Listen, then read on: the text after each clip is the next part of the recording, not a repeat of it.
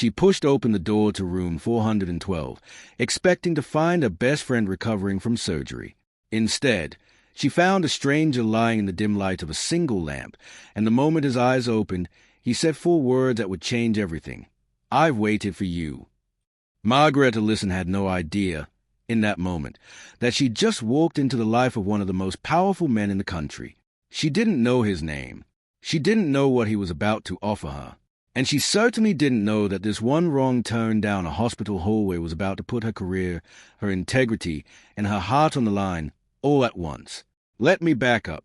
It was just after 8:30 at night. Margaret had been stuck in meetings all day and missed visiting hours by a mile. The hospital was quiet now, just a squeak of nurses' shoes and the steady beep of monitors down the hall. She was carrying a bouquet of sunflowers, her best friend Diane's favorite, and counting room numbers as she went. 408, 410, 412. The door was cracked open. She walked in. It wasn't Diane's room. A man lay in the bed, pale, hooked to and full, but with the most striking blue eyes Margaret had ever seen. "Wrong room," she stammered, already backing toward the door. But he was looking at her like he'd been expecting her. "I've waited for you," he said, his voice rough but steady. It turned out, more simply than she expected, that he just wanted his water. The call button was out of reach, and the nurse with his dinner was late. Margaret laughed with relief, handed him his glass, and noticed, almost without meaning to, the very expensive watch on his wrist and the laptop on his rolling table. This was not an ordinary patient. "Thank you," he said. "I'm Jackson Whitfield." The name hit her like a jolt. Jackson Whitfield, CEO of Lumen Technologies, one of the fastest-growing tech companies in the country. She'd seen his face on the cover of a business magazine just weeks before. "You're the Jackson Whitfield," she blurted before she could stop herself. He smiled. "Last time I checked. And you are?" "Margaret Ellison. I work at Bradford & Company, the marketing firm." Something shifted in his expression. "We've actually considered hiring your firm," he said. And just like that, an awkward, electric silence fell between them. She should have left right then. Instead, she sat down. He told her about the car accident 3 days earlier, broken ribs, a punctured lung, a concussion, and made a joke about it being great material for the next board meeting, before wincing in pain. He'd been driving to a meeting about his own company's wellness initiative when it happened. The irony wasn't lost on either of them. There was something about him that didn't match the cutthroat CEO from the magazines. Before she left, Margaret pulled 2 sunflowers from a bouquet and set them in the empty vase by his bed. "For your wellness initiative," she said. "Get better soon, Mr. Whitfield." She found Diane's actual room and spent the next hour catching up, but her mind kept drifting back down the hall, to the blue-eyed stranger who said he'd been waiting for her. She had no idea how right he was. The next morning, Margaret walked into Bradford & Company to chaos. Her boss, Daniel, was pacing the conference room. "Lumen Technologies just moved their pitch up. They want to see our presentation this Friday, not next month." Margaret's stomach dropped. Lumen Technologies, Jackson Whitfield's company. Then her phone buzzed. A text from an unknown number. Sunflower brightened up a hospital room considerably. "Thanks for the wellness tip. Dinner to discuss the Bradford pitch? I promise not to be in a hospital gown this time. J.W." Margaret stayed at the screen, heart racing. How did he even get her number? And more importantly, wasn't having dinner with a potential client a serious conflict of interest? But as her boss laid out the strategy for landing the biggest account of the year, she couldn't shake the feeling that her wrong turn the night before hadn't been a mistake at all. Here's the thing about Margaret. She wasn't just some junior employee hoping for a lucky break. She'd spent 5 years at Bradford, building real campaigns, taking real risks. But she'd also just lost a major account a quarter before, and the guilt of that failure was still sitting heavy on her chest. This Lumen pitch wasn't just an opportunity. It was a chance to prove she still belonged in the room. She wrote back, setting clear boundaries. Dinner, business only. He sent a car. By Thursday evening, in a navy dress and her grandmother's pose, Margaret stepped into the back of a sleek black car to find Jackson looking remarkably recovered, color back in his face, dressed in an expensive charcoal sweater. They went to a quiet, elegant restaurant with no prices on the menu, and over the next 2 hours, something neither of them expected began to happen. They actually talked. Really talked. He told her his board chair, Victor Harmon, was pushing hard for a rival firm. Bigger name, flashy reputation, but all flash and no substance, in Jackson's words. He told her about Homewood, his company's new smart home system, built to keep users' data private instead of selling it off, unlike every competitor on the market. His eyes lit up describing it. This wasn't corporate spin. This was a man who actually believed in what he was building. And then Margaret asked a question she'd been holding back all night. Did you really force out your co-founder? The papers say you pushed him out. Jackson's expression darkened. The media got that wrong. We had different visions. The split was mutual, though not without pain. He was my best friend since college. For just a second, the CEO mask slipped, and Margaret saw something else underneath, a man who'd lost more than a business partner. She felt the pull toward him before she could stop it. As they said goodnight, Jackson reached for her hand. This dinner was me trying to find an ally, he said. Someone who sees a vision, not just a bottom line. Someone like you. Margaret went home with her head spinning, and with everything she needed to completely rebuild the pitch. Hook. 3-minute mark. But what Margaret didn't know yet was at the dinner, the insights, even the late-night texts, none of it was as simple as it looked. Because the man who'd waited for her in that hospital room had recognized her name before she ever stepped through his door. And the real fight, the one that would put her career and his entire company on the line, hadn't even started yet. Friday morning arrived with a torrential downpour, and with it, a gut punch of bad news. The meeting had been moved up to 11 a.m., relocated to Lumen's headquarters, and Victor Harmon, the board chair pushing for the rival firm, would be sitting in personally. Margaret had barely slept, having spent the night reworking the entire pitch around everything Jackson had told her. She said nothing about the dinner to her boss. There wasn't time, and there was too much to explain. Inside Lumen's glass and steel headquarters, the Bradford team was led into a boardroom where Jackson sat at the head of the table, unreadable, every inch the powerful CEO. Victor sat beside him, cold-eyed, checking an expensive watch like their presentation was an inconvenience. We have another presentation at 1 p.m., he said curtly. Please be concise. When it was Margaret's turn, she stood and spoke directly, not about features, but about feeling. About what it meant to a customer to know their data stayed in their own home. About emotional connection over technical specs. The room, which had been buried in phones and laptops, slowly looked up. Even Victor stopped checking his watch. Then the door opened. A man walked in like he owned the place. Sorry I'm late, he said, taking a seat right next to Victor. Traffic was a nightmare. It was Peter Calloway, Jackson's former co-founder, his former best friend.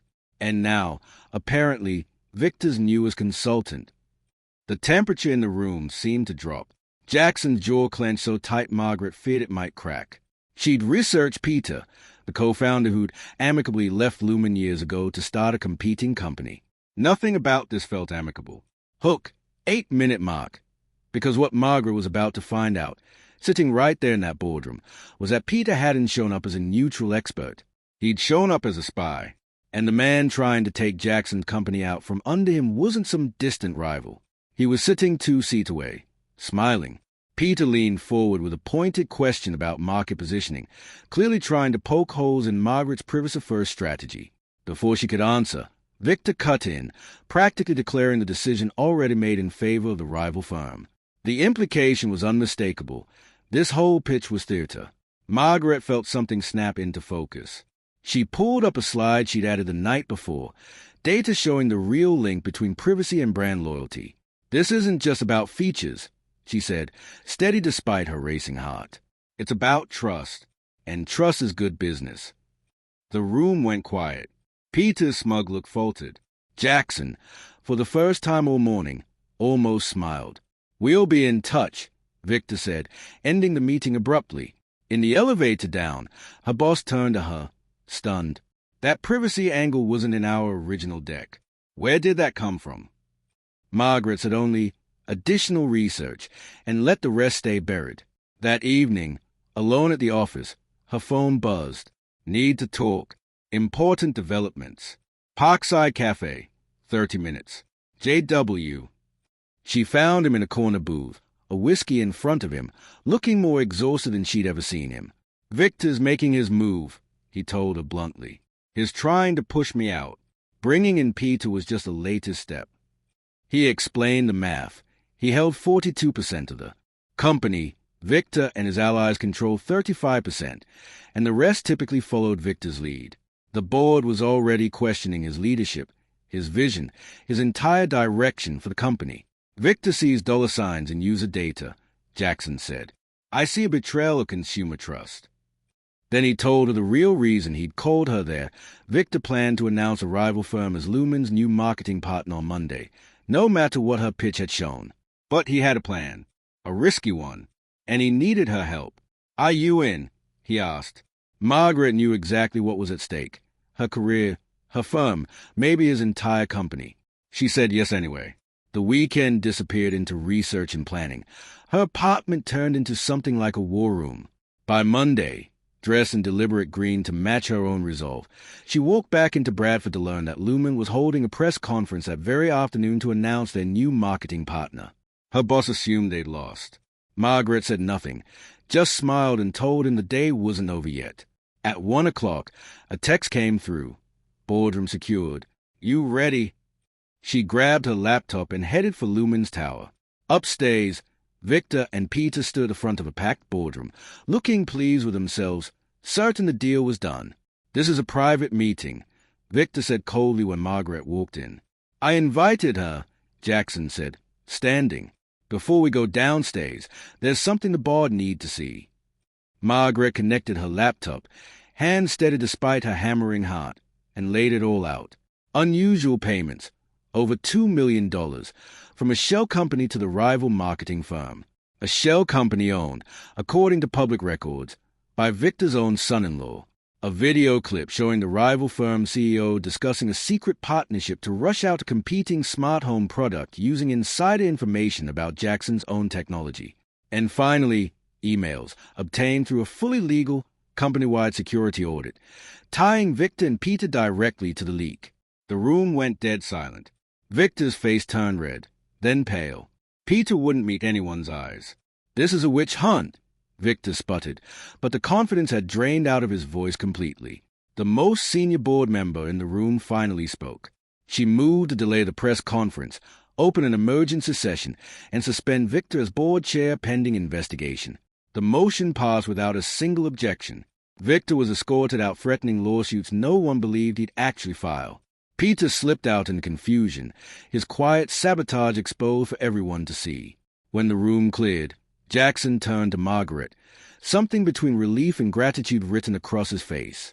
"You were incredible," he said. "We make a good team," she answered, finally letting herself breathe.